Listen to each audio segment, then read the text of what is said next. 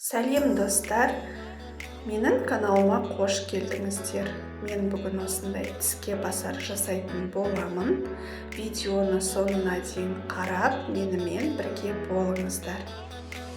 Менің каналымдағы рецептілерді жіберіп алмас үшін каналыма тіркеліп, лайк басып, комментарий жаза кетіңіз. Ал енді бастаймыз. Алдымен бізге керекті өнімдерімізді дайындап аламыз. Колбасамызды осылай бірнеше бөліктерге бөліп, соломка етіп, ұзынша етіп турап шығамыз. Және де сосиска қолдансаңыздар болады. Келесі кезекте лавашымызды бірнеше бөліктерге бөліп аламыз.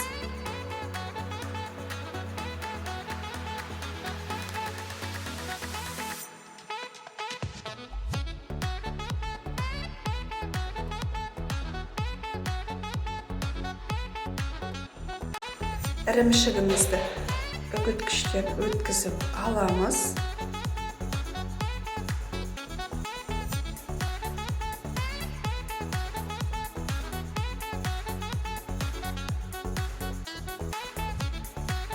Барлық керек өнімдерді турап дайындап алдым. Ыдысқа жұмыртқаның сарысын араластырып алдым. Енді жасауға кірісемін. Лавашымыздың басына осылай кішкене сырымызды сеуіп, үстіне колбасамызды қоямыз, немесе сосискамызды қоямыз. Осылай ораймыз қатты етіп. Және де жұмыртқаның сарысына осылай айналдыра аунатып, барлық жеріне тиюі керек жұмыртқаның сарысы.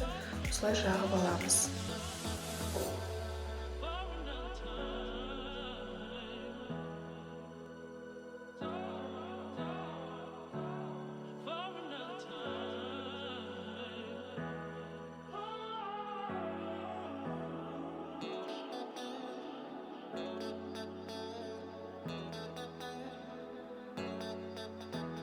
Мінекей, менің тіске басарым осылай дайын болды, қойып шықтым.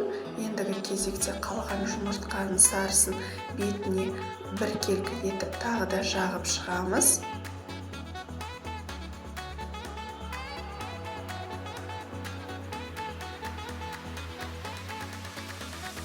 Енді үстіне кунжутымды себемін.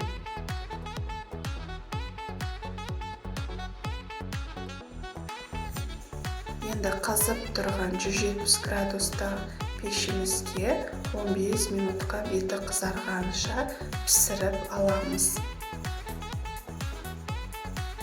Мінекей, менің тіске басарым дайын болды.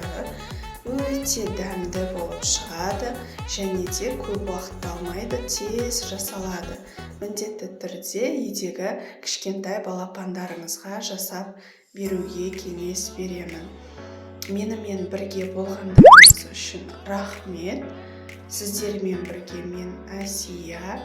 Астарыңыз дәмді болсын.